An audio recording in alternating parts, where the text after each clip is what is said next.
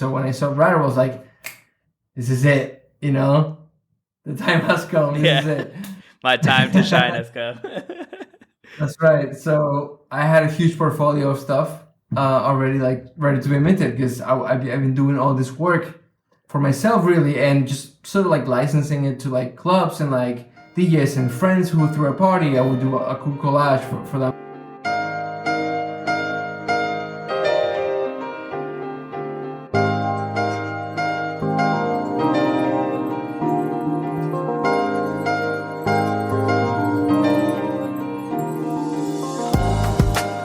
What's up, y'all? I want to give thanks to MendezMendez for jumping on the podcast with me. I greatly appreciate his time. He's an extremely talented individual, very funny. He recently had a kid as well. So time is definitely very limited. So again, greatly appreciated. I hope you guys enjoyed this show. This is available also on YouTube if you want to watch it. And if not, you could just listen to it on your podcast app. All right, take care, and let's dive in. All right, let's jump into this thing. Let me see if anyone... I think one person only asked a question on your...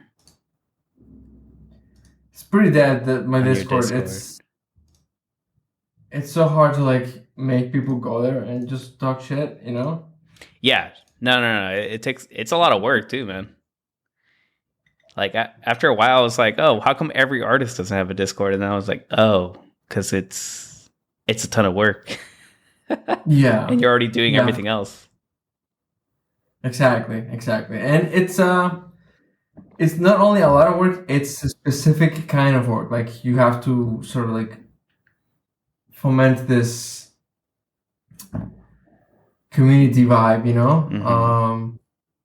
And if there's no money involved, a lot of people just don't give a fuck. You know, a lot of community form around the fact of like, let's make money from this project. Yeah.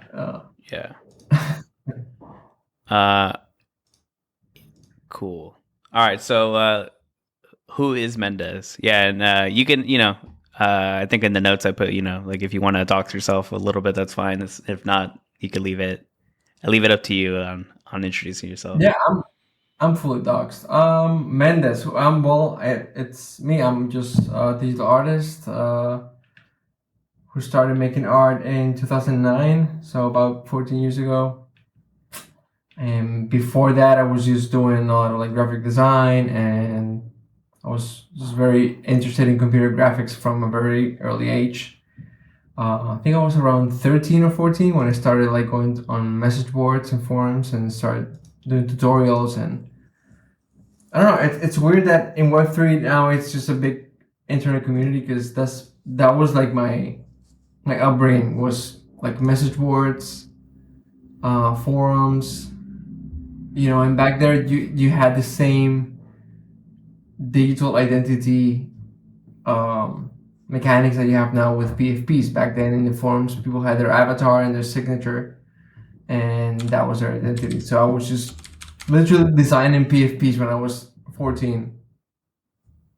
And one thing led to the other, and when I was 21, I started doing more art instead of graphic design, and that basically just started this whole series of collage that I do now.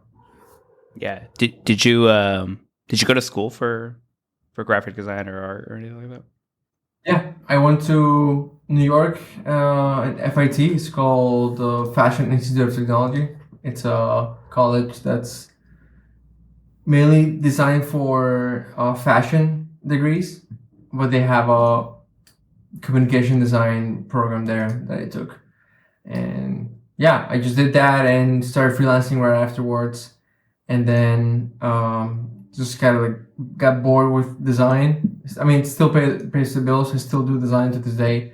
But, thankfully Web3 came along, and I was able to focus on art almost full time. Oh, man. So even now you're still doing a little bit of commercial work? Yeah, because basically when I started doing my collage series, I did it for like 3 years without any intention of selling it. I was maybe hoping to get into like a gallery show, or maybe do some illustration for like a magazine, but I didn't really have a plan of how to make money from it. Yeah. But back to like the digital community or online communities thing, I was very active on Reddit, and I was also making music. So I was on it's a subreddit called We Are the Music Makers. So I posted my work there, my collage work there, and I got a bunch of album cover commissions from that. Wow. So I said, "Oh, that's cool. Like, I think there's an opportunity here to like make my collage work generate some money through album covers for bands and DJs and producers." And so that was a big hit. And I did 2 posts there, and the second post blew up. I got like hundreds of DMs from that, and I did like 2 years worth of album covers from just that one post. Wow. And then I was like, all right, I want to keep this going because it's really great because you're working with artists, right? Yeah. You're not working with like a corporate or marketing guy, and they usually just really like the work that I was doing right from the first go. So the plan was then to hook up with like record labels. So I was a music producer, so I said, okay, I made a list of like my favorite record labels, and I'm just gonna hit them up and see if I can get work with them. And I did, and some replied, and I work with them to this date. One of them being Dirty Bird, which is a big label in California. So yeah, I do like a lot of graphic design for them, like branding. They have festivals, so I do a lot of like the festival graphic design stuff. Merchandising lines. Right now I'm working on like a vinyl box set for them. So just yeah, I found that a little like like fusion, or like where the Venn diagram meets between art and music. Yeah. And I just like capitalized on that. Dude, that's freaking awesome. I love that. Anyone, are you allowed to say like any albums or like anyone that someone might know in the space? Oh, I don't think nothing like Nothing major like that? No. Let me No think. Steve Aoki? No Steve Aoki. Green Velvet. I did one for Green Velvet. Okay. He's like pretty big in the underground house music. He's like one of the OG house producers. Yeah. No, I'm pretty deep in the EDM space. Oh, cool. So yeah, so Claw and Stroke is Dirty Bird's Okay. boss, and so 2001 I did the entire year of Dirty Bird releases. So Oh, no way. yeah. Okay. All right, So man. that was I emailed Claw and Stroke hoping to get that gig, the label, the covers. And I ended up doing just a bunch of graphic design work. And it took me like 4 years working with them like on a weekly basis for them to be like, all right, now you can do the covers. Oh my god. Once they did the test run on you, they're like, all right, you're ready. For 4 years. But yeah, I mean they're a great team. They're like family now to me. I actually like just stopped working with all record labels except for them after I got into Web3. That's awesome, man. Yeah, you're still doing that now. So is that helping with the bills through the bear? Yeah, definitely. Like there's like something happened. I think they got acquired or something. So the amount of work is a lot less, especially after I was doing all the covers. But yeah, I still do like monthly work for them, like some logos, some labels, some stuff like that. Yeah, like some more ad hoc kind of stuff, probably. Yeah, for sure. That's awesome, man. I mean, my expenses are pretty low. Like, if I have 1 mint a month, or like maybe every 2 months, it's okay. Yeah, and the cost of living in Spain's a little less too, especially here in Canary Islands. But I'm doing pretty well in the Bear. I can't complain. Yeah. No, I mean you have a lot of success too in Web3, so it's awesome to have like those dual income streams, especially with what's happening with the market and stuff. Yeah, for makes it so sure. you're not like struggling or dependent on like one or the other, like you can Yeah, do both. dude, for many, many years, I was just going paycheck to paycheck and just being just the stereotypical starving artist, you Yeah. know? Um, and thankfully, between last year and 2021, I was able to, build a little bit of a safety net. So now if I don't have any income in 1 month, I don't have to like stress about it and go accept like shitty client work that I don't want to do, but I have to Yeah, because exactly. No, that's great to hear, man. Let's see. Um, so what made you transition from like doing, for like a decade plus of like the commercial work to then, switch to Web3? Like, did you see like, the Bored Apes, and then you're like, all right, let me get in on this, or how did it happen? How did it transpire for you? So the transition to mainly art was a lot prior to Web3. Was I around 2015 or 16, I want to say, I launched a advertising company, Okay. advertising agency back in the DR.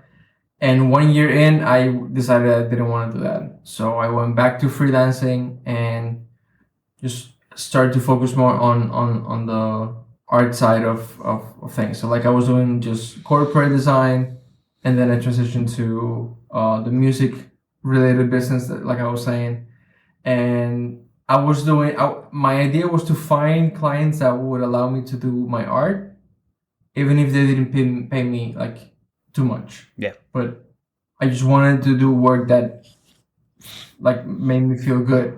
I didn't want to do like work that was boring. So because I was doing that, I was doing like flyers for like $50 for like clubs, I was actually working for this club that I was doing like 4 flyers a week, and like I was DJing as well, so I was like doing like one DJ session a week. So that's like 16 flyers per month and like 4 DJ sessions, and they were paying me like $400 Oh a man. month. It's ridiculous, but I didn't see it as work. I was just doing my collage work, Yeah. and I was going there and DJing and drinking for free every Friday. Yeah. So it was like, it's shit money, but at the same time, I'm having a blast, Yeah, you're having the time of your life. And that was allowing me to build up a huge portfolio of art. Yeah. So when one of the record label bosses sent me a text in October of 2020 saying, "Hey, you should check out Writable.com," and I was like, "Holy shit!" Like I knew exactly what I was looking at. I was like, because I was ever since I found out about crypto, like in 2015, 2017, I was like, man, I wish I could earn crypto with graphic design or art or providing a service. Like I suck at trading, but I want crypto. Yeah. So like so that need or that desire to like trade my art for crypto was there like many years ago. Yeah. Before I knew before NFTs even existed. So when I saw Writer, I was like, this is it, the time has come. This is Yeah. it. My time to shine has come. That's right. So I had a huge portfolio of stuff already, like ready to be minted, because I've been doing all this work for myself, really, and just sort of like licensing it to like clubs and like DJs and friends who threw a party. I would do a cool collage for them. So a lot of the early work that I started minting was that work. Mm. It's not like I saw Writable and was like, all right, now I need to like start making art just for that purpose. I already had a ton of art, so that Yeah. allowed me to just get started right away. So yeah, that's that first piece that I meant to deconstructed. That's I forget if that was like something that I did for a friend, or I think it was actually like a B-side of an album cover. I would do like 3 artworks for an album cover, and they choose one, and then I'll just keep the other 2. Oh, okay. And Deconstructed was one of them? Yeah, exactly. Oh, That's that's it. awesome, man. So I had a ton of work just like that laying around. Just I would just put it on my Instagram and that's it. That would be it. So now I had a purpose of like, okay, now someone can collect it, enjoy it, and have this all this stuff to mint. Did you already have uh because I think you have like a decent following actually on Twitter right now. So did you already have like a decent following like an Instagram and Twitter just from like DJing or just in general, just posting? I had something on Instagram. I had a few thousand on Instagram, but zero on Twitter. And on Instagram, it just didn't translate to NFTs. Like people didn't really care Yeah, I feel like they about. still barely care too, even nowadays. Yeah, Yeah. yeah, but I had to start from scratch on Twitter, which was difficult. Not gonna lie, and just because not only was it difficult to earn a following, but just getting to like understand the dynamics of the platform. Like I was never in Twitter, so I didn't know Yeah. how it worked really. I mean, now it seems kind of silly to say I don't know how Twitter works, but it takes a little bit of practice and trial and error to figure out like when to post, like how much to post, how to reply, and so on. So Yeah, yeah, and you learn like random stuff too, like so uh for you specifically. So I don't know if you were you in the DR or were you in Spain at this point? already in Spain. Yeah, so you were already in Spain, and so I mean, from my perspective, I feel like the bigger market for crypto is like in the US. So when you're posting, depending what time it is that you're posting, it might not translate well to to the US Oh time yeah, zone. Yeah. So there's like little things like definitely. that. Yeah. I'm constantly thinking in time zones. Yeah. Yeah, for sure, for sure. But yeah, so just I kind of hacked my way into a following with like giveaways every like 1,000 followers and stuff like that. There's all these like little like growth hacks that you can do. And yeah, but honestly, like the best marketing you can do is to have good art and have a successful drop. Yeah. That's really like the thing that gets more like engagement and followers. Yeah, like yeah, the art itself will get the traction for you for the most part. Yeah. That's it. That's Yeah. it. Like all these little like small optimizations, do only so much, like Yeah, and if it's people, fire, it's fire. that's it. That's it. That's really it. Like, and I remember right around the time when my daughter was born, the end of last year, I took like a few weeks off just to be with my wife and um, just during the week prior to her being born and the week after, it was. I mean, you know what it is. It's insanity. It is. So I remember I was posting like on Twitter, oh, you take a couple of weeks off, and it's like you have to start from scratch. I remember seeing that tweet actually. Right, Yeah. right. And then like the day after, I posted this piece that I had done like a few weeks prior, and it just went Yep. absolutely insane. Yeah. I Like actually 4 remember million. this. Like I know exactly what you're talking about. I remember this. Because I laughed at that tweet too, because I think I was like, oh man, I feel like I've been in like groundhog, like I've been trapped like in the Matrix for a bit, and so I laughed at that comment, and then yeah, I remember seeing your tweet the following image or whatever, and it blew up. It was getting some crazy metrics pretty quickly. Yeah, Yeah, yeah. That was single-handedly like the best tweet I've ever put out, and it was just the artwork and the title with a typo in it.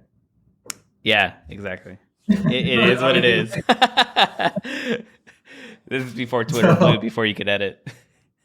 exactly.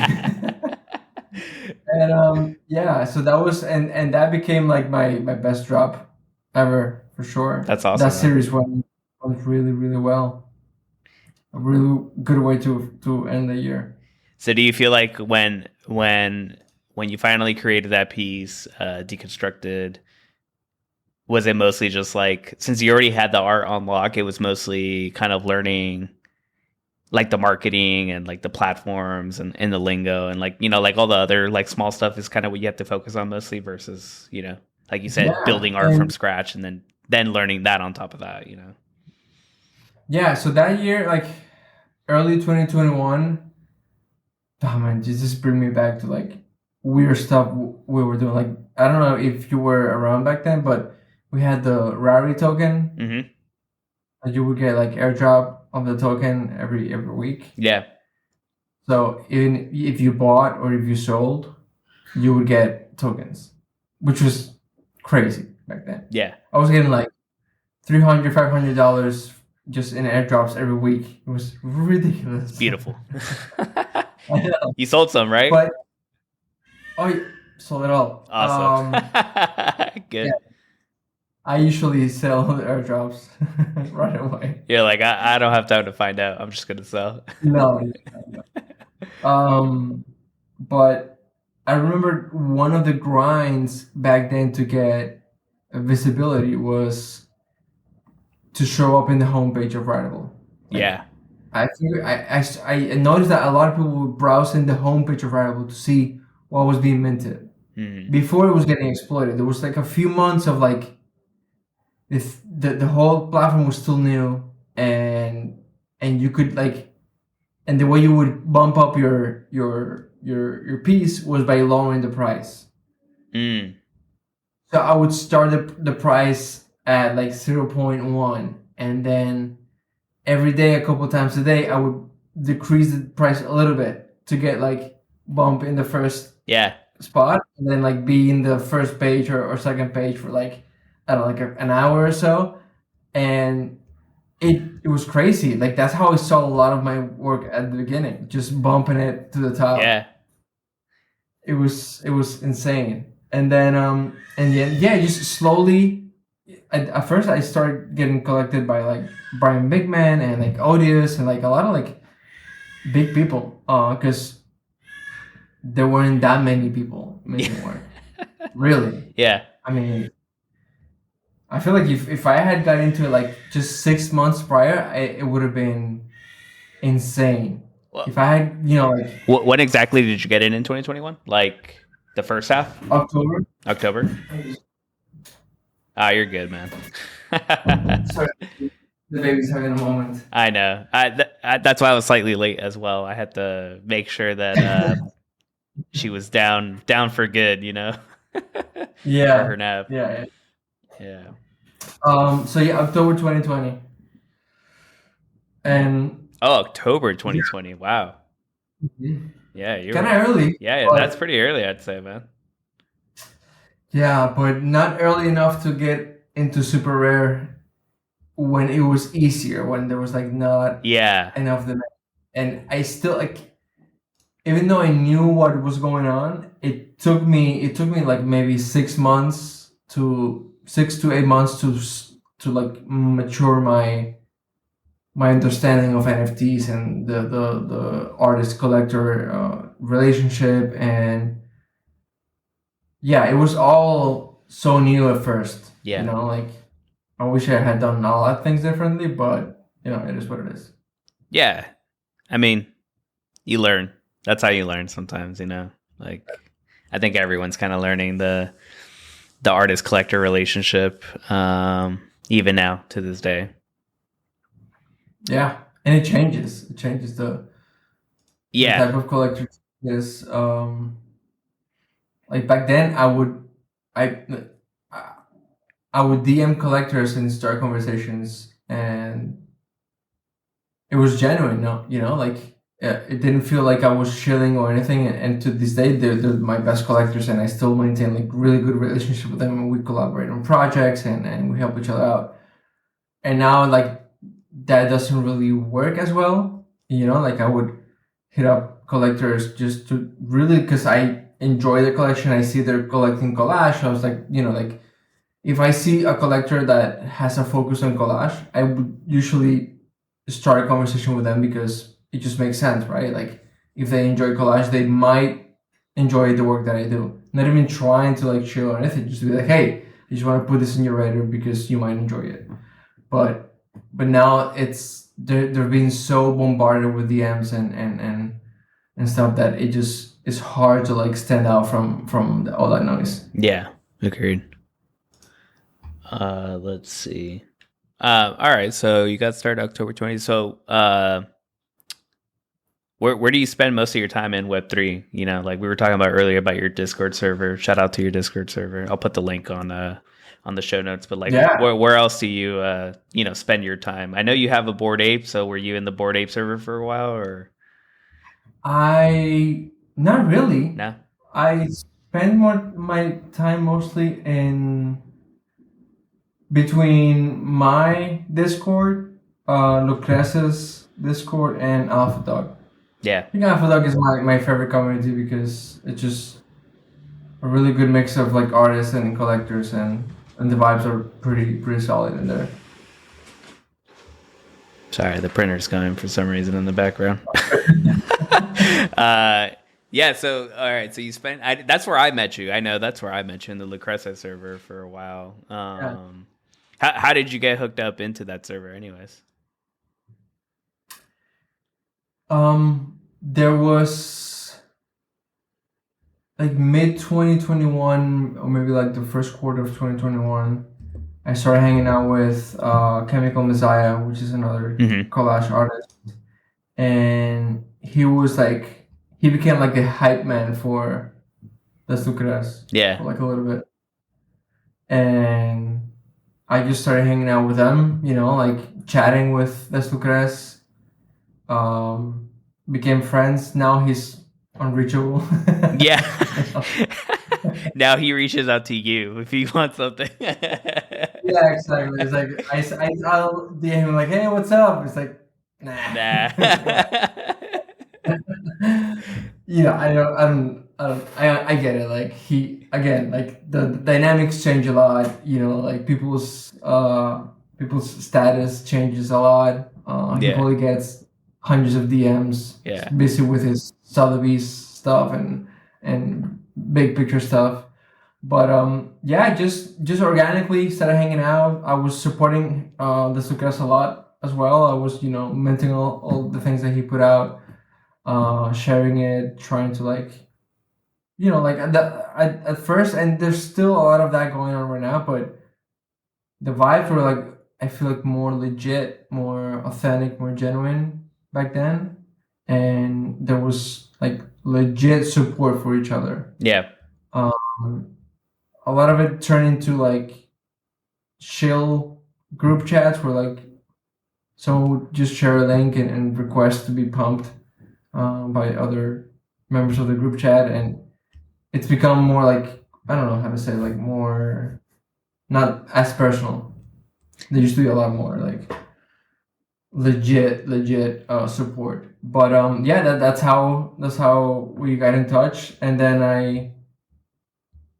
I participated in 3 of the auctions for monsters, and the first 2 I would lose by like just a little bit, and Yeah. I was getting so angry, dude.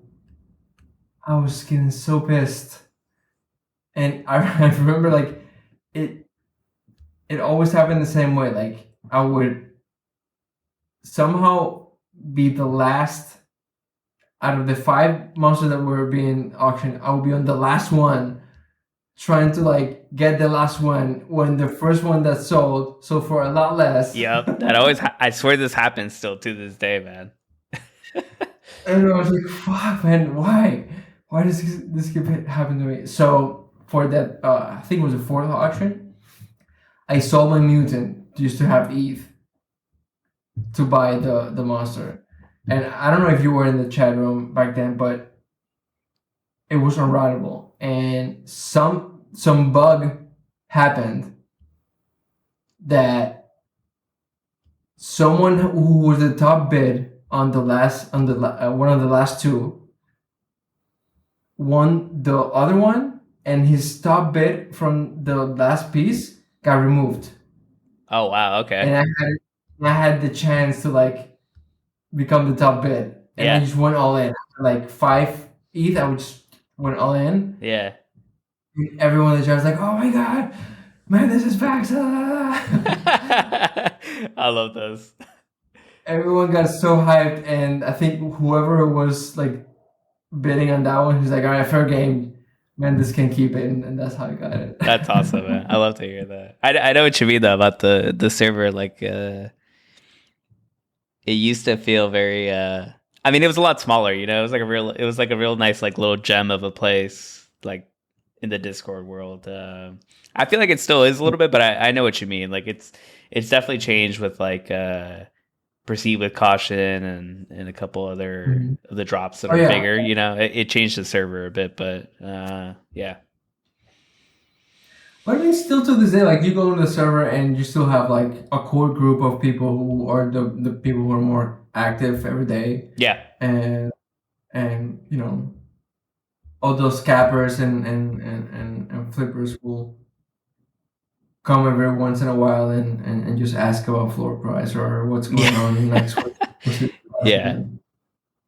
So But true. yeah, it's weird. It's for me personally. I've always been like into online communities, but I'm more of a lurker. Like I always read everything, but barely ever like Post. participate. You know what I mean? So that's why I think it's harder for me to like maintain a community because I'm more of a observer than an active member. Mm. Yeah, except for Alpha Dog. For some reason, I'm naturally inclined to be more active in that community. Yeah, I don't know. I feel like that's the one I see you chatting in the most in actually. Yeah. Mhm. Yeah. I don't know what it is either actually. It's a good group of people in there as well. It is. It is. I really like the founders, Mondog and the Birds. Feel like they're like very genuine people Yeah. and very fair, and they treat everyone with a lot of respect, and yeah, the quality of the content in that private group chat for tag holders, it's very high. I mean, not every day is super active, but when it is, it's like I really enjoy what's being talked about. You know, everyone's like seems very intelligent and they have really good takes on what's going on. So Yeah. also as an artist, it's a lot of value to get the collector's perspective on what's going on. I think that's maybe the main reason that I'm very active there because for me it's like a very crucial insight into the collector's mindset. Yeah. No, 100%. Yeah, I would agree with that. It seems like even other artists kind of go in there and same thing, you know, like kind of like when remember like the tokens, we went through a phase where everybody was like creating a token and then that would like lead to airdrops, you know, like it was funny to see some of the conversations of people of like how they thought tokens should be working and all that. So I agree with that. Like if you want to get a pulse on on some good collectors and they have a good head on their shoulders. Some good people Yeah. there, and people like call out other people, which is kind of hilarious. So like, what's that dude? Zeno. He calls out like Cardinal sometimes, and I'm always like, oh man, this guy. He does not hold back. Like he'll go after anyone. Exactly. Yeah, that's what I like it. It's very honest, you know, Yeah, and there's no walk me in there. It's just like raw information and yeah, raw takes. yeah, and he's nice about it. You know, he's not like a complete asshole, but yeah, he will tell you like he's like, I do not like the mechanics of like how this raffle is being done for X artist or whatever. Like, yeah, Yeah. it is funny in that regard. Let's see, and I think I also saw actually that you did some like Lucrece like inspired pieces too, right? Like with for hand jabs, I think, and a couple other Yeah. stuff, right? For hand jobs, I did what is it called? Like a I'm not hearing the word. Like a homage piece. Yeah, no What mosh is piece. it? Yeah, exactly. And then he collaborated on one of my series in 2021 or early 2022 for Sweet Cuts. He did a monster for Sweet Cuts. Okay. Um, yeah, back then, you know, we were tight. Which I mean, I'm not throwing No, shade no, no. on. I know what you mean. I know what you mean. Yeah, It's just like he just blew up so big that it's a little bit harder to like he's you know busy for sure. Yeah, yeah. he's good though. Like he'll randomly reach out to me, and he's like, "How's your kid?" No, I'm like, "Oh, damn. All right." He's reaching out Yeah. to talk. But then we'll talk for like 5, 6 messages, and then out of nowhere, like I leave a question, and then yeah, some Art I comes know I in have and like he no longer talks, and I'm like, all right, I'll see him in 2 weeks. uh, let's see. Did you have any other what has been your favorite collab that you've done, like for any of your work? I think the Sweet Guts collab was really cool because I got together like 5 artists to do their vision of a Sweet Cuts. The Sweet Cuts was a series that I did where I would take like mid-century advertising heads, Yeah. and I would splice them, like I would cut them in half and put like a orange or a citrus fruit inside of the head. It was just this very simple idea, and I got 5 artists to do their take on it. So some people did like an animal cut in half with some fruit in it. I got some 3D animation, and Desukeres did one. So I think that was my favorite collage work, or not collage, collab work. But yeah, for some reason, I've been holding off doing many collabs. I don't know why. It's something that I've had mixed experience with, you know. Yeah. Um, so I don't know. After a couple ones that I didn't like how they went, I just said I'm just gonna hold off doing collab work and just focus on my stuff. Here, I can actually share my screen.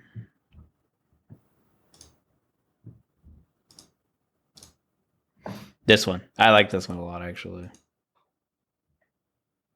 Of course, the man, the legend owns this one.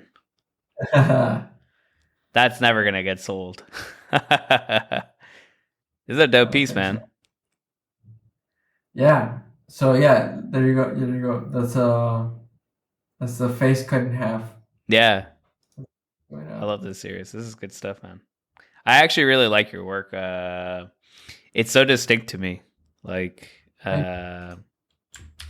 even for the longest time, like I think for the longest time I associated you with hand jobs, because Mondog was trying to get me to get one of those for a while, which I also liked as well. But yeah, it's very distinct. Like your art, like I could tell very quickly. Even though, like, collage is a very broad category, I'm like, I know this looks like it has Mendes written all over it. Yeah. Thank you. Yeah. So yeah, now these days I'm working on new collage work that's more my classic abstract stuff. Because for the past 6 months I did 2 series that were more narrative driven works, where like I use a lot of collage technique, but just to composite together 3D, some AI elements, a little bit of collage, but they were not abstract at all. They were more like trying to tell a story, trying to like this message, or trying to like explain this overall concept, which is fun. It's something that I'm not able to do with collage, and only using 3D and AI I was able to do. But at the same time, it's weird because on one hand, as an artist, I don't want to be held back on doing anything that I want to do. Yeah, makes sense. But on the other hand, you also want to maintain this recognizable style that people, like associate with your name. And I don't know if it's like the market or because I started doing this narrative stuff, but around October of last year, I was approached by, I'm not gonna name names, but like top 0.1 collectors and artists asking if I had like any unminted stuff because they were interested in getting like one of them. And I was like all over, like I was like, oh my god, that's it. Like it happened. Like this is the moment like a lot of artists are waiting for, like it's being contacted by those people, like not me approaching them, but the other way. Yeah, them reaching out to you, exactly. And after that, I started doing this narrative stuff, and they just like radio silence. Oh no, come on. I don't know, like if I don't know. I always try to like take the blame for stuff, so like I'll just be like, maybe I should have like just stick to my usual stuff. But who knows? So now I'm like not because of that. I'm back to doing my original work, but I also was hungry to like do the more abstract stuff because it's more exciting. Like I never know what I'm gonna do. It's like sitting in front of a piano and just like jamming on a jazz standard without knowing where it's gonna go. Yeah. As opposed to like playing a sheet of music where you know exactly what's gonna happen. So yeah. Now I'm just back doing my collage stuff. So no more aliens. No more aliens. No more mushroom apes and that kind of stuff. I really like that though. And it's my best selling stuff. Like I know. I really like that stuff, man. But you know, like I don't do stuff for the money. I don't do anything for anyone. I just do what I want to do. I really think that's the key uh, to just be fulfilled with your work. Just to do the work that you want to do. Don't create art with an audience in mind. You know. Yeah. Because once you do that, you're just thinking commercially. You're not thinking as an artist. So yeah, I mean, it's a bit of a balance. I also, if I create a piece and this is gonna be one of one, and I'll do like a bitter's edition for this, and just a little bit of thinking of how to commercialize it. But ideally, in the creative process, I just like to let myself go, and what happens. Yeah. Well, hopefully that person reaches out again, man, because I feel like you can have both. You know, you can have like this is like an exploration of a theme or a topic, plus your abstract work. I feel like you can have both. You know, like yeah, for sure. Because one can be more accessible. Like for example, like the alien stuff. Like that's what got me. That's what finally got me to be able to like acquire a piece of yours. You know, like it was a good avenue for me to jump in. You know, versus like a one-of-one. You know, obviously the goal is to get like an abstract one-of-one piece from you or something, but you know, sometimes things aren't attainable. Money's different, like every single month. Yeah. So yeah, just things happen. So I don't know. Yeah, there might be a good chance to get some of that stuff soon because I'm working on. I have this series called Singularity and Fragments, where I just basically took Sam Spratt's model with Lucy, where he did a series of one-of-ones, and for every bidder on those auctions, he gifted a skull of Lucy. Wow. And the skulls are one-of-ones. So I have these series fragments. You can check it out on the OpenSea if you have it open. Yeah, I do. But so the fragments are one-of-ones bidders. Oh, bidders one-of-ones instead of bidders editions. So it's a really easy way to get a one-of-one from me for free, basically. Yeah. No, these are nice though. These are really good quality. They're not as complex as the one-of-ones, obviously, but yeah. But this one here is fire, though. Thank you. That's one that I haven't shared that one on Twitter because I feel like it's too abstract. But it's one of those where like I want to do that. I don't care if people like it or not. Yeah, no, that one stands out to me the most. Actually, I like that one a lot. Cool. Awesome. Yeah. I think that's what actually the other one too that I was eyeballing for a bit, and we can get into it too. Is from it's the most recent one you did for the collaboration you're doing for Infinite Objects. Oh yeah, this one. Mm-hmm. So this one's cool. Don't get me wrong, but I like the other one more. Where's the other one? Give me a second. This one. This one's nice. Oh yeah. Yeah, I like this one a lot. That was the derivative that I did. I think Faux had like a spiral artwork competition or contest. Mm-hmm. Remember when Tijo did his blue contest? So Faux did one with a spiral, and I was like, yeah, it fits with the work that I was doing back then. And yeah, that was raffled to one of the holders of the colorful one. Got it. Should have got that colored one. It's not too late though. So who is currently someone that you like? What's another artist that you collect from that you admire that you think is kind of underrated and you kind of want to give some recognition to? I think one of there's two artists who have like a sort of similar style. They do like a lot of black and white work. They're called, one of them is Bezmiar, Bezmiar, and the other one's Glowa. So yeah, they're just good friends that I actually really really enjoy their work.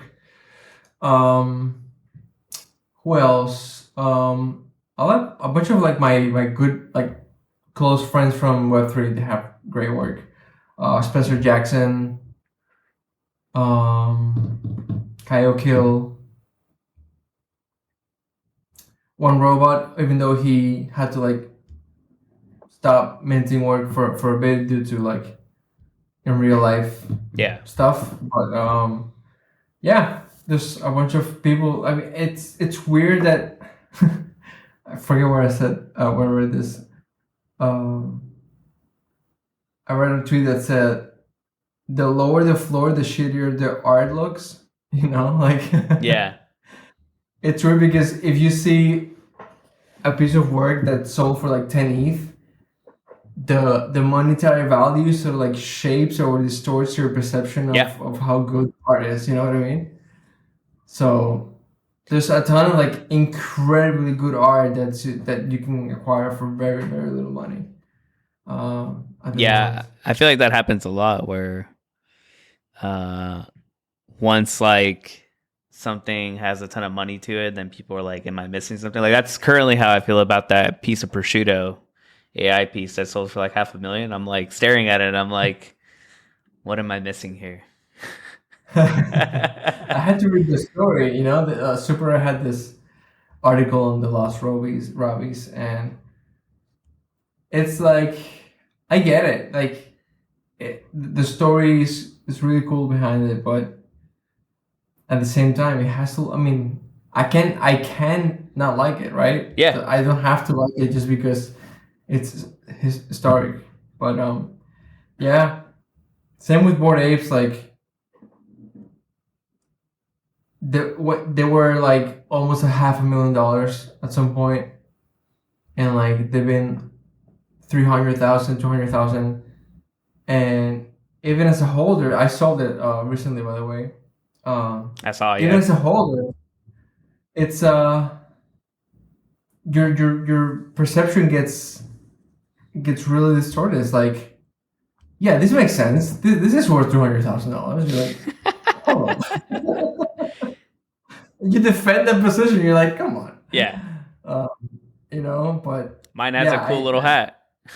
Right. Mine looks, and my wife would be like, but yours looks actually kind of cool. I'm like, it's still just a cartoon, though. I mean, it's more than that, obviously, but no, I know. Yeah, it's a representation of other things as well. But I know what you mean. Yeah, and I'm sure the story. I think I know the article you're talking about. I gotta go read it, obviously, and stuff like that. Like that's how I felt about autoglyphs. The first time I saw autoglyphs, I was kind of like, it's a bunch of lines, like, you know. But then you read like it's on chain and like the provenance to it and all that. And I'm like, okay, I could see why people like these or want these. I can still think they're a little bit overvalued, but I can also see why people value them so much. You know, like it could change a little bit. Like sometimes if the story is really good, but sometimes the story, even that in itself, isn't enough. You know, like I still got to put it up on, you know, like I have a token frame, and I'm like, all right, if I put this on here, what's my wife's gonna say? She's gonna be like either, what the hell is that, or yeah. I mean, 100% the story behind the provenance, it adds a lot of value to it. But for me, it's aesthetics first. Like, even with conceptual art, if you go to a gallery and you see like a white canvas, and it's one of those things where like unless you read the little like text box in the lower right corner, it doesn't make sense. If that's the case, then I don't like it. Like I don't feel like art has to be explained in Yeah. some conceptual way for me to like it. It adds to it, but like Yeah. If you got to uh, constantly like define why you think it's good or whatever, then it's kind of like, I mean, I guess the argument could be like, then it's not for you. Like you're not the audience for it. yeah, yeah, great. Yeah, perfect, Yeah, and perfect. we don't have to like absolutely everything in the world, like Exactly. yeah, That's what I meant earlier. Like I don't have to like it. Like like it can be worth $1 billion and be the most important piece of art in history, but I don't have to like it. I don't yeah, have to agree with it. yeah, I have the right to no like whatever I like. yeah. In terms of yeah. That's the beauty about art, man. It's all in the eyes of the beholder. That's it. Yeah. That's it. Hey, want to talk to you about Legion's agreement. All this content is brought to you for free, but I want to thank all the premium subscribers, the shitheads out there that are paying. I appreciate you guys helping me continue make this endeavor free for others. So if you are not a paying subscriber, if you could like and subscribe, that'd be greatly appreciated. Let's get back to the show. See you. Yeah, let's see. Yeah, so actually we talked about it a little bit. So you're doing it right now, a collaboration with Infinite Objects. How did that come about? What's the collaboration? I know you're doing a giveaway as well. Yeah, Yeah. happy to. They just reached out. Honestly, it was super cool. The community manager just reached out saying that they wanted to do the collab, and they sent me an infinite object with my piece on it, and yeah, they just wanted to like give one away for my community, and we're doing one on Instagram and one on Twitter. The Twitter one is next week. I don't know when this comes out, but in the week of the 10th of July. Mm-hmm. So yeah, they're really cool people. They're really just reaching out genuinely to people and working with them. That's awesome. I kind of want to do one of the custom ones where they print something on the edge. Oh, I know what. That's Yeah, part. Yeah, those are really cool. I kind of want to think about a piece to implement, uh, like a motion part and that has a static part on the edges. So yeah. And yeah, they're really cool. for those, is it the holders of that piece get to buy one, or how does it work? Anyone could just buy one of No, those, or you can just buy one of those. I was just emailing with them because a few people on Instagram were interested in buying it. So they used to have a royalty system that the artist gets a commission from the sale, and you can just put up as an artist. You have to get onboarded and so on, but you can just put up the artwork there, and it doesn't have to be tied to the NFT. I'm gonna tie it to the NFT for the giveaway, so I'll be giving away the NFT plus the infinite object. got it? Okay, yeah. So there's a couple ways you can do it. Mm-hmm. Yeah, those things are pretty cool. I think I've seen a couple other artists do like those, and they look really nice. A lot smaller Yeah, than the token frames too, and more attainable too price wise. for sure, for sure. Yeah, Yeah. they're fun. And the unboxing experience is pretty cool. Like you take it out of the box and it just starts playing right away. Oh wow. Okay, that's nice. Yeah, it's really, really, really cool. Yeah, so they thought about kind of the unboxing experience. I feel like that's sometimes companies miss that. Yeah, yeah, for sure. And it charges with the MagSafe thing. So once it's charged, it's like a standalone thing. You don't have a cable or anything. Or That's good awesome. looking, yeah, good looking like desk or like a frame thing. Yeah. Uh, that's awesome, man. So is there anything kind of new that you're working on collection wise? I think you said you were going to try and go back to abstract work. Um, Yeah, just honestly, I've been this year or the past 6 months, I've been doing a lot of editions, a couple open editions. So I feel like going into one of ones makes sense now. Yeah. It's also weird because the one of one market and the editions market is very different. You have collectors who do mostly one of ones, and those people have usually deeper pockets, and there's then the editions is more for like for a more broader audience, which I've been a lot more interested in, just to spread my art as much as I can, and to build up a bigger base of collectors. But also, like, if you have a big one-of-one sale, that will also help the editions. So my idea now is to just focus more on one-of-ones and maybe do an edition here or there, but definitely on the abstract collage series. Awesome. Have do any of your friends, like from real life, know that you know, are an NFT artist or just an artist as a whole, but also sell NFTs? Do they know this? Yeah, Yeah. yeah. There was a moment where I wouldn't shut up about it. Yeah. Got this ape that's worth 500,000. Yeah, but shut up about the ape already. I get it. But no, like a few of my friends got into it also as collectors. For your stuff or just My like in general? a lot Both? of my stuff as well. Oh, I'd be like, awesome. you can buy my shit. Yeah, for real. So you're like, you gotta buy my shit, man. But no, they got into it as collectors, and they would just buy and sell. I would often tip them into like stuff. Like one of them got an ape because I told him to get an ape. Um, I've I've been I've been pretty good at giving them signals. Really, like I told them to get like a Damien Hirst, and they made a bunch of money.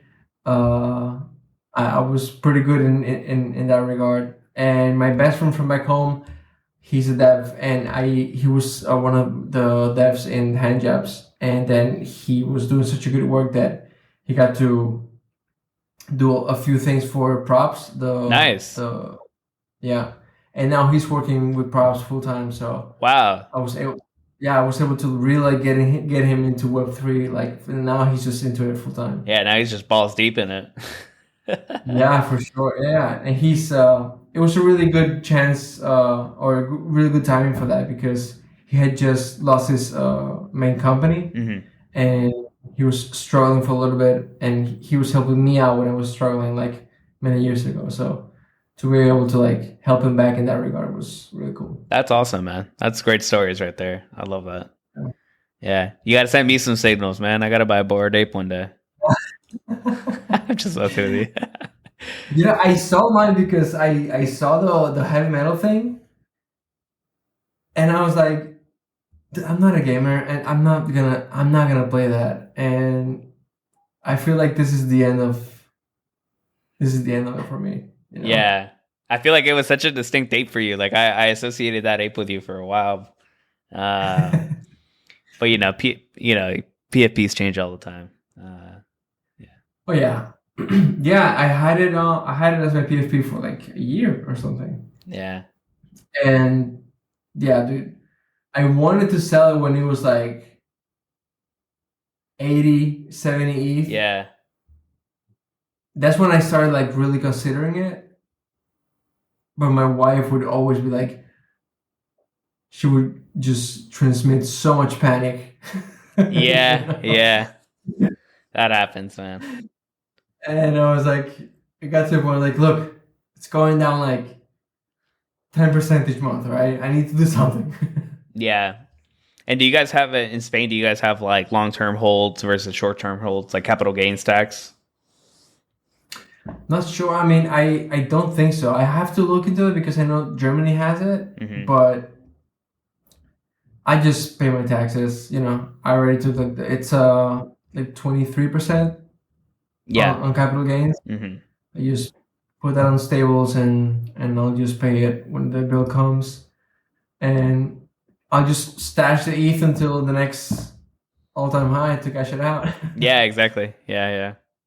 I feel That's my that. logic. I missed the 200K mark on the ape, but if I have 40 ETH chilling there and ETH goes up to 5K again, just Yeah, cash it you're out. good. Yeah, exactly.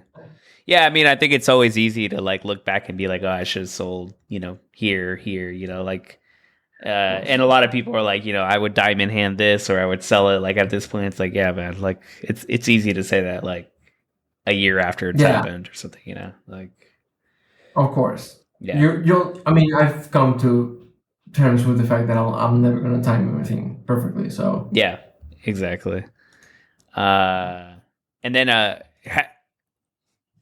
have you ever had your work like in any galleries before? Or are you working on towards that, or like what are kind of some of your goals as an artist, like for the rest of these, this year or even like long term? yeah, this year I was there's this platform called Ninfa, based on Italy, Mm-hmm.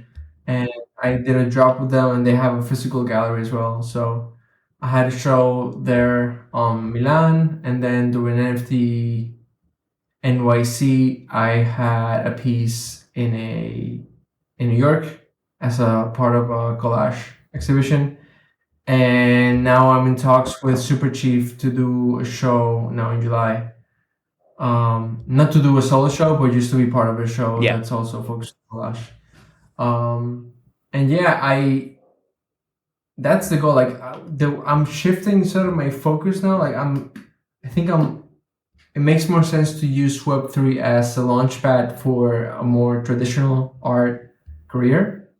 So just take recognition and take success from Web3 and then try to like use that as a reference to do more like traditional shows. So, and yeah, I've been thinking about this quite a lot actually. And the idea is to just do more in real life stuff. Go to more openings. Go to more shows. Go to like your nonprofits here, like cultural centers and museums and all that kind of stuff, and start to network with curators in real life because it's very easy to send a DM and those get dismissed quite often. So just starting to network in real life and getting like greenlit with people who are in the traditional art scene, I feel like it's going to be a key factor into making like having a solo show at a contemporary art museum, yeah, stuff like that. So that's the bigger picture. I'm mid 30s, so I have plenty of time. I was actually speaking with my wife about this. I'm like, sometimes I get this FOMO, like I need to be doing more, and then I'm like, well, the best artists in history, they reached their peak in their 50s, maybe early 60s. yeah, Like there are very little amount of artists who like in their 20s were like big, maybe Basquiat and stuff like that, but they're not the norm. yeah. Usually It's more like an exception to the rule at that point. exactly. So yeah, just thinking about that, getting out of my comfort zone because since like I was telling you earlier, since I was a teenager, I've been lurking on online communities, and I'm not the best social guy. Like to go to like a gallery and start to like speak to everyone. I'm Yeah, not really used to that, but yeah. it's Luckily, what it's gonna luckily we take. have a lot of artists that are doing that jump, from Web3 to the traditional art space. So I feel like uh, that'll make it so they're not gonna dismiss it like, oh, you're just a Web3 artist. It's like, or whatever, like Yeah, whatever bad stigma or connotations that exist, like it'll hopefully just keep going away and away, and then finally you're an artist. Period. It doesn't matter that you do exactly. NFTs or anything else. Exactly. Yeah, yeah. It's the NFT term is just gonna go away Yeah, as a fad, and it's just gonna be digital art or not even just art. So yeah, exactly. Yeah, are you trying to get into like you got into super rare, right? Or no? Yeah. Yeah, you got into super rare. Yeah, is like Sotheby's or Christie's one of those? Is that the next step too? Yeah, maybe. I feel like that helps I too. mean, that definitely helps. Yeah. That definitely helps. But yeah, I was doing some networking with people there. But it's like everything in life. When you least expect it, it happens. Sort of like my biggest accomplishments have come just from hard work and just from focusing on my thing without forcing it. Yeah. The more I try to force an outcome, the least it happens. So I really believe just doing my best work and showing up every day, that's gonna give me where I want. Also, there's intention and there's networking, all that kind of stuff. But not trying to force anything. Yeah. But yeah, hopefully I do a Sotheby's show. I'm hoping for you too, man. That'd be dope. Yeah. Let's see. And we're coming up on time, so I'll try and speed it up. Do you have what tools do you actually use to make your art? It's mainly Photoshop. That's it. Yeah, Photoshop. Yeah, I have a Wacom tablet. Mm-hmm. Yeah. Just to like paint and cut things out. And for my 2 previous series, I've been using like 3D software, Cinema 4D, and Midjourney to generate some AI assets. Yeah. So yeah, Midjourney's been really cool to just get sometimes I have a specific idea and I'm like, man, if I have to go through like 50 museum websites and libraries to find this one mushroom that I'm looking for and this angle that I need it, I'm gonna spend a week just doing that when I can just type it into Midjourney and make an output, Dude, that's freaking awesome. And I can output something in Midjourney that has the texture of an oil painting, which is the stuff that I mainly use, so that it just blends in seamlessly. And then with 3D, it's like, again, it's the same thing. It's like I can just get an asset, texture it, put it in the angle that I want it, render it, and then put that into my collage. So, collage is just mixed media. So mixing paintings with drawings, with lithographs, with AI, with 3D, and compositing. It's just a mishmash of all these techniques and sources. So is that what you would do before? Is you literally would go through like galleries or like magazines or something and just scour the internet for like hours upon hours to find something? Yeah. And that's how I do my collage stuff now, or even this past couple of weeks I've been doing that. There's like analogy to like crate digging and sampling hip hop. Yeah. You go to a vinyl shop and you just go through the crates, find a few like vintage stuff that you like and listen to it, and finding snippets of it.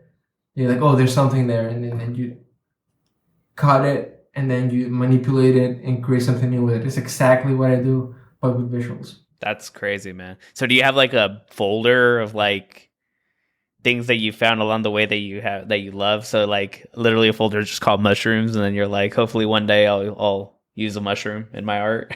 100%. Oh, that's awesome, man. Tens of thousands. I have like hard drives full of like stuff. Oh man, that's crazy. Yeah, so like at this point, like you've had, over a decade worth of just hoarding that stuff. So that's awesome. Yes, exactly. Yeah. And it's still, every time that I go create a new piece, I would just spend like 3 or 4 hours on museum websites. And nowadays there's really cool aggregators that have pulled in a bunch of work and categorized them by artists and periods and themes. And they've done all the heavy lifting. Yeah, the classification or whatever. Yeah. Yeah, exactly. And now I can just go and they have tags so I can like look for things. But yeah, it's all public domain stuff, so it's CCO. Yeah. There's no copyright issues there, so just free to use. But yeah, it's crazy. Sometimes just all it takes is just one element in one painting, being like, oh, that's really cool, and then just cut that out and put it on a canvas, and then start throwing things at it, and the piece almost starts coming together by itself when it starts to like interact with other elements, and then like a little story starts happening, and if this goes here, then something else can go here, and it's very free flowing process that I really enjoy, which is the opposite of the narrative stuff. The narrative stuff is like I make a sketch, and this is the composition, and this goes here, and this goes here, and that's it. You know? Yeah, I was gonna say it sounds almost like more limiting, but sometimes like it's weird. Like sometimes I feel like limiting is like freeing almost, because it like I think of like so like I do photography, and so sometimes like I think about like sometimes I love black and white photography more because I don't have to worry about colors or editing in terms of like making it more orange or blue, because that's what people on Instagram seem to like. It's more like light. That's all I care about is light. Like it's almost liberating, but then I could also see it being like, for you it's like, okay, I'm trying to tell a story, or there has to be some consistency between all these images or something, so it's almost like constraining. Sure. Yeah, it's like the narrative stuff, they just feel like scenes to me, they're just like a scene in this universe that I created. Where the other things is more like a feeling. Like, exactly. So when you were creating the narrative stuff, did you like sit down and like almost like storyboard it, where you were like, okay, like I have this image of like an ape being sucked into like a mushroom, and then this one is like an ape being zen with a mushroom, like did you create kind of like a storyboard, and then you like an idea of what each image you wanted, and then you went out to go create it? Yeah, kind of. It was the first long run that I did like maybe 4 or 5 months ago. It was like a 15K run. All the pieces came to me in like that one run. Yeah. Okay. It was weird because I forgot my AirPods, and I said fuck, I'll just go without any music. And so for some reason, I just started thinking about these pieces, and the visuals of the piece just came to me, and then I knew exactly what I wanted to do. Like, came home, I did some sketches, like a bit of a storyboard, but not very like crazy. Yeah. And maybe like 4 pieces came down to me like that, and then shortly after, maybe like on a swim, like a lot of visuals for pieces come to me after the 45-minute mark of doing like cardio. I don't know what it is. It's just like it's like a download. Like I see it clearly, the image. It's weird. That's hilarious. I love that. It's the epiphanies while you run. Yeah. It's good. And when I do lifting, it's tweets. In the middle of a set, I'll think of a great tweet, and I'll just. That's hysterical, man. That's so funny. I love it.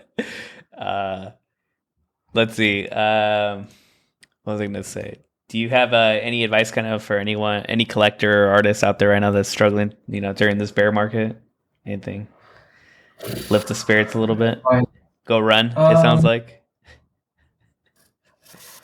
Well, I don't know, man. It's just don't get discouraged, and just trust your art and make the best art that you can. I mean, I could speak hours about like what to do and not to do, but at the end of the day, just try to have art that speaks for itself, and try to like be active, and I mean, now, even though I said that it doesn't really work anymore to like reach out to collectors, but like really try to have genuine connections with collectors. Really, like, it's like in real life. Like, if you go up to someone and ask them to buy your stuff, they're not gonna buy it. If you go up to someone and just talk about yourself, they're gonna not be interested. But if you show real interest in someone and ask them questions, and have them talk to you about themselves, that's usually how you form a relationship. So like, try to have genuine relationships with artists and collectors in the space, and try to have a support group that you can bounce ideas off of, and not just don't be surrounded by yes people, just find a group of artists that will critique your art and tell you how it can get better. Yeah, those are just a few. Awesome. I comments. appreciate that. That's good stuff right there. And then lastly, favorite snack. Hair snack. All right, that's it. Interesting. Um, I have a favorite snack when I'm like behaving during the week, and then a favorite snack on my cheat days. Yeah. Okay. Let's get both. All right, when I'm behaving, I'll go with grapefruit. Okay. All right. Really behaving then. Yeah, I mean, I really like. I've been enjoying fruit a lot. I don't know if it's just because it's what I can eat when I'm behaving, or what it is, but yeah, grapefruit like cold. Have to put it in the fridge first. Yes. Cold grapefruit, and some pineapple. Just any fruit that's cold. I think the Canary Islands has pretty good citrus, right? Are they known for that? They're known for their bananas. They're like Bananas. Oh, famous for- okay. yeah, they have really sweet bananas here. And then on my cheat day, a snack. I mean, besides beer, beer's not really a snack. No. I'll eat industrial amounts of Takis. Oh, you like Takis? Yeah. I like spicy food, and even though they're not as spicy as I could eat, I could munch on Takis. Yeah. Dude, I love Takis. Takis are amazing. Yeah, there's like a store, Trader Joe's here. It's like a grocery store, and they have like a healthy version of Takis. Nice. Yeah, so I justify eating Takis because I get those. I'm like, yeah, this is a healthier version. It doesn't have all the bad ingredients. It only has some of the bad ingredients. So Right. that's hilarious. Yeah, Takis. That's good, man. I've been going crazy on my cheat days lately. Yeah. It's been fun. Yeah, cheat days are fun, man. Yeah. Yeah, the cliche. Oh, my daughter was born. I'm gonna get in shape and eat well. So yeah, it's been good. I've lost like 20 pounds in like 4 months, and just been getting into shape and eating well. Congrats, man. I had the complete opposite. It was like I was like really? I was like in pretty good shape before, and then when she was born, I've been sleeping more than anything, like especially the first like 2 months, like she was a little underweight, so every 2 hours we were up feeding her, so I was like every moment I was like I'm just gonna sleep. Oh, I know. Yeah. Sleep seemed like such a luxury the first week. Oh, 100%. Yeah. Oh my God. I just started getting back into working out again, and my wife's breastfeeding and all that, so we're tracking macros and stuff too, because she was starting to get hungry all the time, and the way that she would get full would be with like carbs, and I was like, no, like the way we get full is with like more protein, like exactly. like, let's just up the protein. That's like the healthier choice, obviously eating pasta and all that's tasty, but the healthier choice is just up the protein more. So we just started that, so it's been good. We feel like we're finally in like a good rhythm with her. How old's your kid now?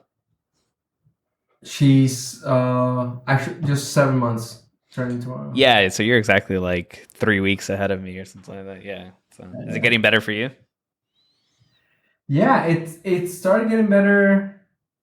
Like, let me see. The first few months were rough.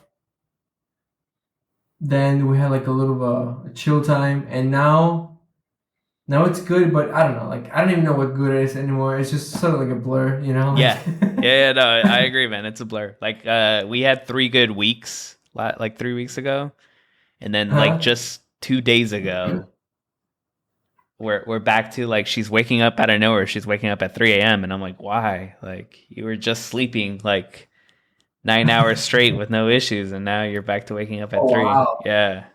No, you guys are lucky. Like mine wakes up every 2 hours or Still? every Oh hour man. and a half. Yeah, because my wife is breastfeeding and we're doing like bed sharing, so she sleeps with us. Yeah. Just so I sleep through the night, but my wife wakes up every 2 hours just to like feed the baby. No, I'm a super light sleeper, so I get up. I Oh get yeah. up more than my wife does. Oh wow. She knocks out more. So it's been funny. Like there like I'll watch the memes of like, oh, like it's the wife sleeping on the husband's side of the bed because they're like, apparently you can't hear the baby over there, and I'm like, that's actually me. Like I need to go sleep on her side because apparently if you go sleep on that side of the bed, you don't wake up, but I wake up. Yeah, No, I don't know. I'm even more of a light sleeper now than before, I'd say. Than when I had a kid.